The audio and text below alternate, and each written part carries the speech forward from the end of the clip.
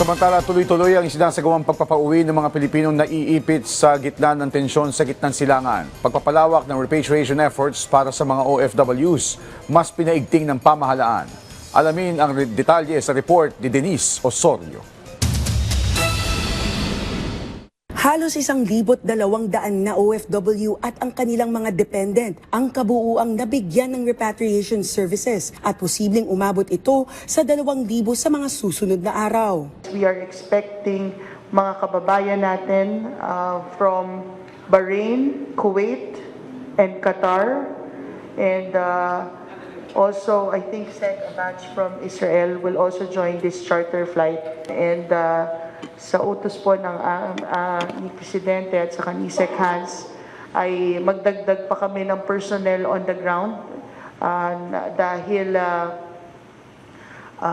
yung ating mga kababayan from Kuwait, from Bahrain, from Qatar ay kailangan po nating i-assist, be able to transition and travel to Manila safely.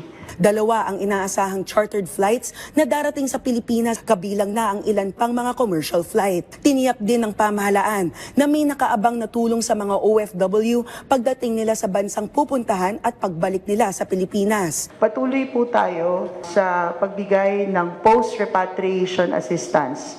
Ibig sabihin po, ang gobyerno din ang nagpo-provide ng mga domestic flight tickets para sa ating mga returning OFWs, pati po yung kanilang temporary hotel accommodation, at syempre po yung meals assistance nila. Pero nilinaw ng OWA na hindi agad na iuuwi ang mga OFW dahil kailangan muna dumaan sa mga proseso ng host countries tulad ng exit clearance at transit visa.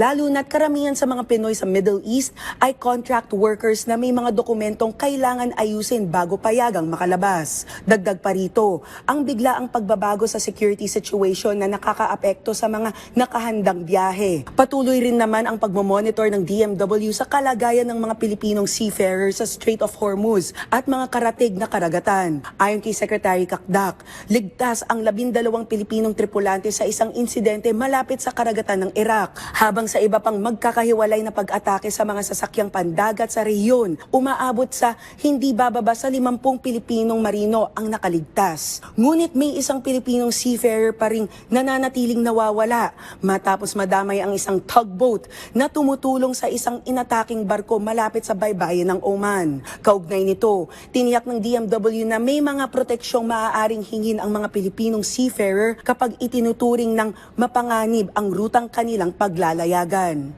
Sa ngayon, we've given the directive to the ship owners to avoid the area as much as they could.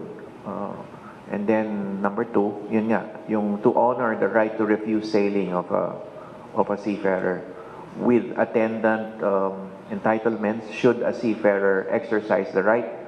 Dagdag ng DMW, kabilang sa mga karapatang ito ang libreng repatriation, kaukulang sahod, at proteksyon laban sa diskriminasyon sakaling tumangging maglayag ang isang seafarer sa mga itinuturing na warlike operations area. Binigyang din ng mga opisyal na nakasentro sa kaligtasan, maayos na pag-uwi at tuloy-tuloy na pag-aalaga sa mga Pilipino sa abroad ang operasyon ng pamahalaan habang nananatiling masalimuot at pabago-bago ang sitwasyon sa Middle East. Denise Osorio para sa Pambansang TV sa Bagong Pilipinas.